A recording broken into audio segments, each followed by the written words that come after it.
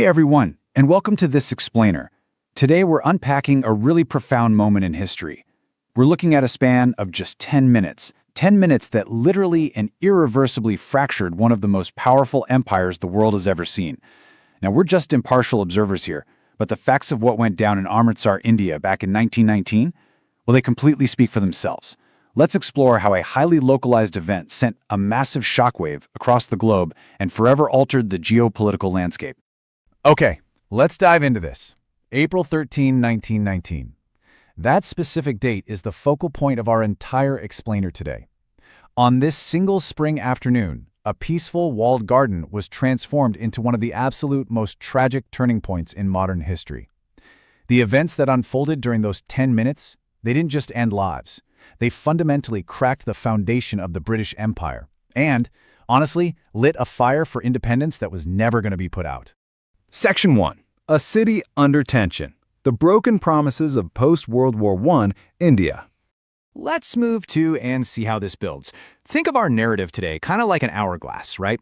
Right now we're at the very top, taking in the broad geopolitical context.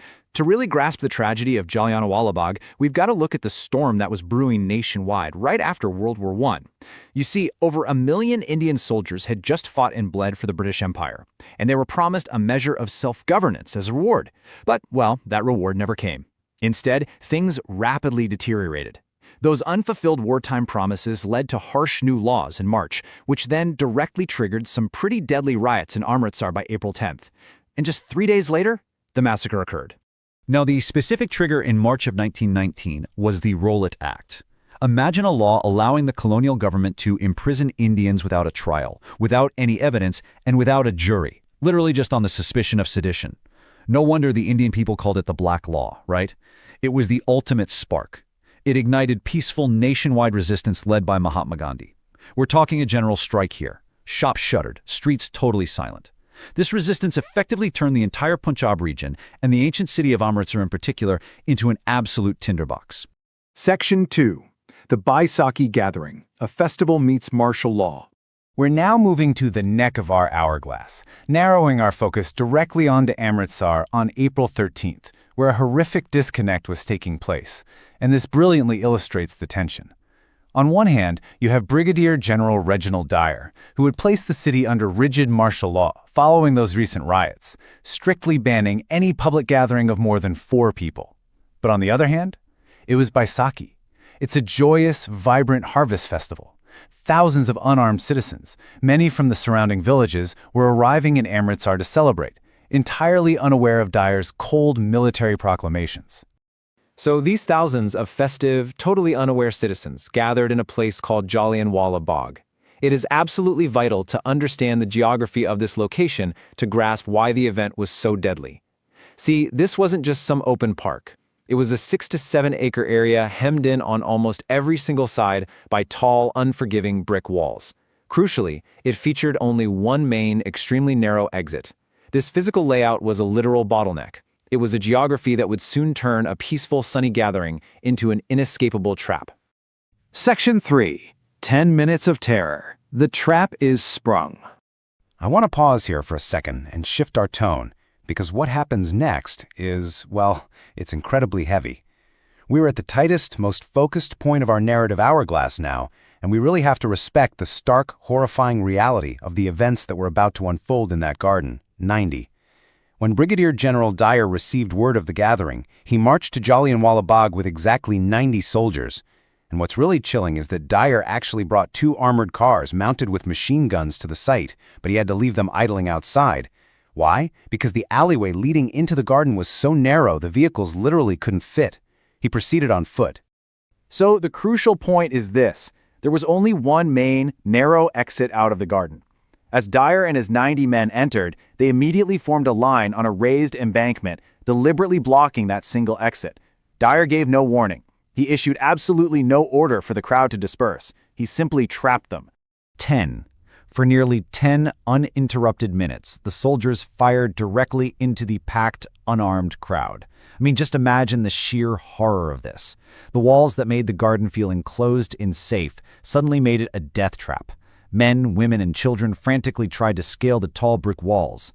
Others were so desperate to escape the relentless gunfire that they actually jumped into a deep well located in the corner of the garden, only to drown or be crushed by those who followed them in.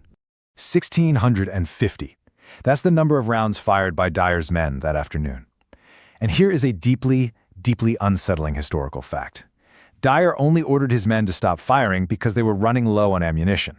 He didn't stop because the crowd had dispersed. He certainly didn't stop out of a sudden sense of mercy. He stopped because his soldiers were simply running out of bullets.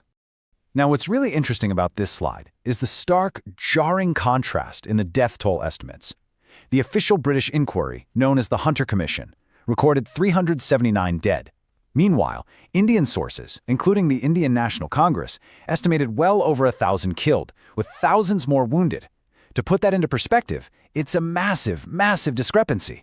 And adding to the immense tragedy, a strict martial law curfew was enforced that very evening, meaning families were literally forbidden from entering the garden to search for their wounded loved ones until the sun came up the next morning.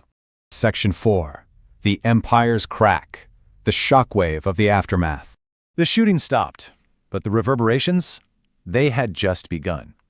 We're now expanding our hourglass narrative back outwards to explore how these bloody 10 minutes violently polarized the British Empire and fundamentally changed the trajectory of the entire Indian subcontinent.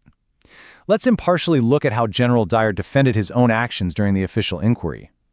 He stated on the record, "I had gone there with the deliberate intention of producing a sufficient moral effect." When news of this reached Britain, it completely split the nation.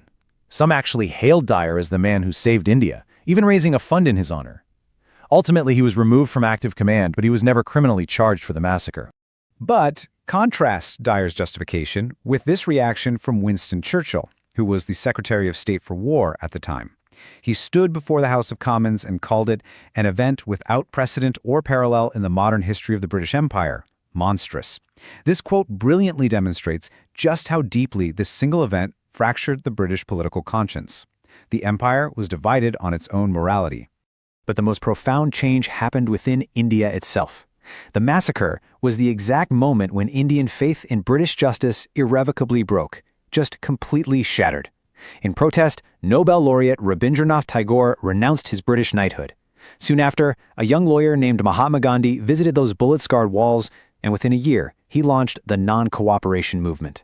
Jallianwala Bagh transformed the Indian movement from a mere fight for political reform into a relentless, uncompromising demand for absolute freedom. If you visit Jallianwala Bagh today, it's no longer a site of unaware celebration. It is a deliberately preserved memorial. The bullet holes? They're still etched into the brick walls. The tragic well remains. An eternal flame burns at the martyrs' memorial. These specific elements are maintained to ensure that the courage of the victims and the immense gravity of what happened there are never, ever forgotten.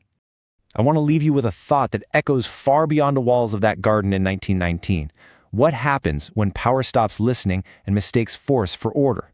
The tragedy of Jallianwala Bagh isn't just sealed in the past. It's a universal warning about the immense dangers of unchecked authority. As you step away from this explainer today, I really encourage you to reflect on that question.